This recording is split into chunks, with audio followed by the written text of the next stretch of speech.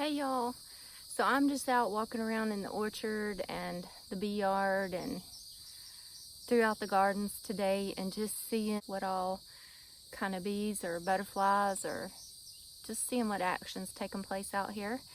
And I thought it'd be cool to share with you like what's blooming and what's foraging on that each month.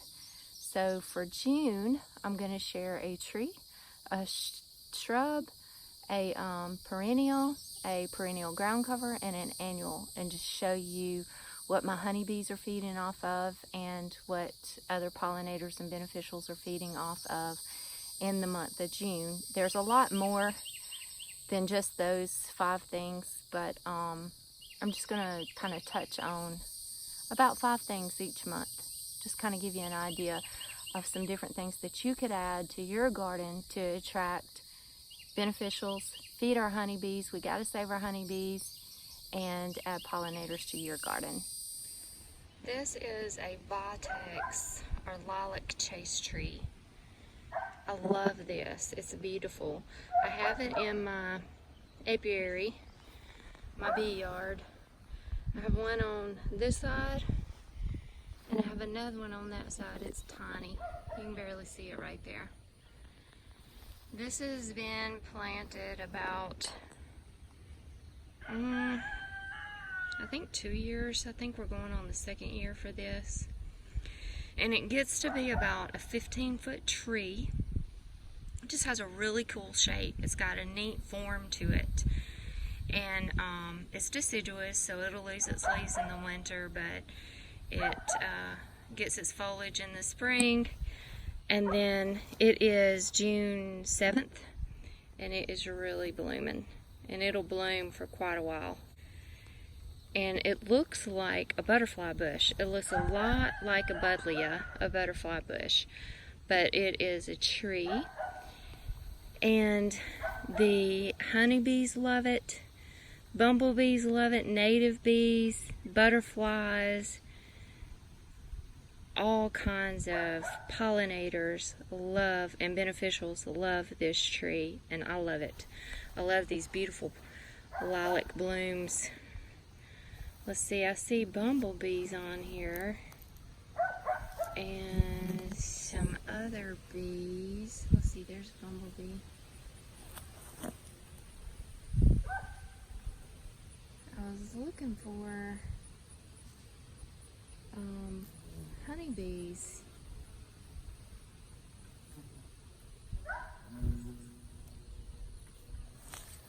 I wanted to show you a honeybee on here, but they're not on it right now. But this is a great tree. Really pretty. Cool form. Really neat form to it. This is the Vitex or Lolich Chasm tree at Petals from the past. This one is Shoal Creek, which is this pretty purple. And look how beautiful this tree is. It has the coolest shape and form. I love it. Look at all the bees on it.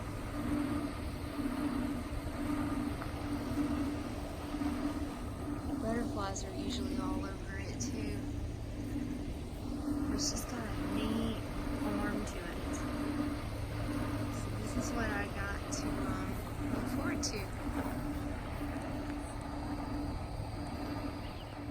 This is Hypericum, which is St. John's wort, but this is not the medicinal ground cover St. John's wort. This is Hypericum Sunburst, and I have it in my orchard. It is a shrub, a deciduous shrub. This is probably about maximum height and width on it, maybe a little bit bigger. This has been in the garden for 2 years now. This is its 2nd spring season, and it is just buzzing with bees. There's so many bees on this thing right now. It's amazing. Most of them are bumblebees, but it's just amazing how many bees are working this. I don't know if you can really see them or hear them, but it's just crazy. That's why I have it in my orchard, just to attract pollinators. And it's so pretty, and the little bloom looks like the sun, a sunburst. That's why it's called Hypericum Sunburst. So it's pretty drought tolerant and heat tolerant, resistant to disease. Haven't ever had any problems with this at all. And it's just a really pretty addition to the orchard. Buzzing with life, blooming with little sunburst, attracting pollinators, beneficials to my orchard. I've got it planted between 2 pear trees, Asian pear and Asian pear. And it's amongst a few other things in my guild here to benefit those pear trees. Anyway, pretty cool. This is a great perennial. This is Brazilian Bog Sage. It gets about 4 or 5 feet tall, maybe 6 feet tall. There's also a dwarf variety of it that's only like 2 or 3 feet tall, I think. This is a great summer blooming perennial. Little Champ's gonna mow it over, but it attracts a lot of pollinators, a lot of beneficials. Honeybees love it. Honeybees are attracted to that blue color.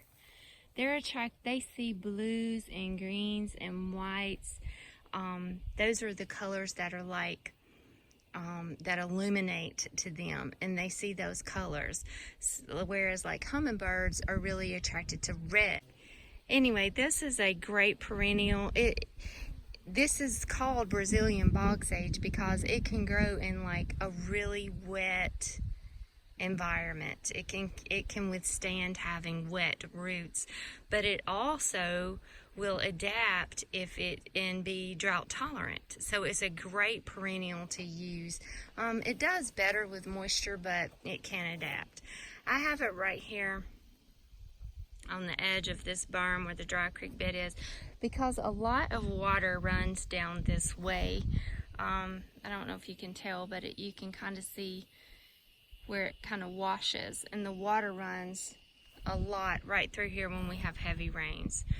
So I just planted this here. It doesn't really stay that wet. When it's raining, it's wet, but it drains pretty good. So this really is a dry spot, and it's doing great. It's thriving, and I have it in the orchard right by this plum tree, and it is doing really good, attracting all kind of beneficials to my garden, and a great food source for my honeybees. And I love the blue. You know, it's kind of hard to get like a real blue flower in the garden. Most of them lean more toward purples, but this is a real blue, and I love it. And it smells good. I love the smell of sage and salvias. This is African blue basil, which I love. It's an annual, and it doesn't reseed very well, but it's worth always planting. I always add it to my orchard. I added like 64 of them to the orchard just this year. I've just got them popped, you know, throughout the orchard, all around my fruit trees. And you know, what you can do is just get you some flats and just get some African blue basil seed and sow you some seed, and you can just, you know, grow a couple of flats full of African blue basil and then just pop it in the ground for just a few bucks. I love this African blue basil. Look at all of the life on this thing. They love it. There's lots of parasitic wasps. There's lots of beneficials on here. Honeybees love this. I don't see any honeybees right now, but they love this. And the bumblebees. This is just a great plant to attract beneficials to the garden, to the orchard. It is not a basil that really is grown so much for culinary. I mean, you can cook with it, but I don't think it has the flavor intensity like an Italian basil or you know, a lemon basil or any of the other basils. There's so many different kinds. This one I grow just for my pollinators and my honeybees and to attract the beneficials to the garden. I let them go to flower and they just love it. Your other more culinary basils, you don't want those to go to flower because they start getting bittery. They don't have as good of a flavor when they've gone to flower. So you're constantly trying to cut those and keep it from flowering. But this one, I want it to flower because this is a food source for all these beneficials and my honeybees. I mean, they're just going crazy over it. So I have these all throughout my orchard. This is old-fashioned heliotrope. It is a ground cover perennial, and it's so beautiful. It blooms from spring all the way until the first frost, and is just an incredible ground cover. In no time at all, it will just spread and fill up a space and cover the ground, which I love because that helps me with weed control. And this is a huge attractant for pollinators, butterflies, honeybees, parasitic wasps, beneficial insects, all kinds of things. Love this little heliotrope. There's a honeybee there. I think you can see it if I can follow it. They're fast. But this old-fashioned heliotrope is awesome. I have it on the ends of all of my berms. Excuse the weeds. I've got to get out here and do just a little bit of weeding. But they're on the ends of all of my berms. They just help fill this big space on the end. And it's this beautiful color in the orchard, and of course attracts the beneficials to my garden, and is a great food source for all of my honeybees. So this is a ground cover plant that I always use. I use a lot of. It's in my cottage garden. It's in the orchard, and it's probably going to be in the potager garden. And you can easily just pull you a little piece of this out of the ground. That has some roots on it, pop it in the ground, and it'll just spread in a hurry.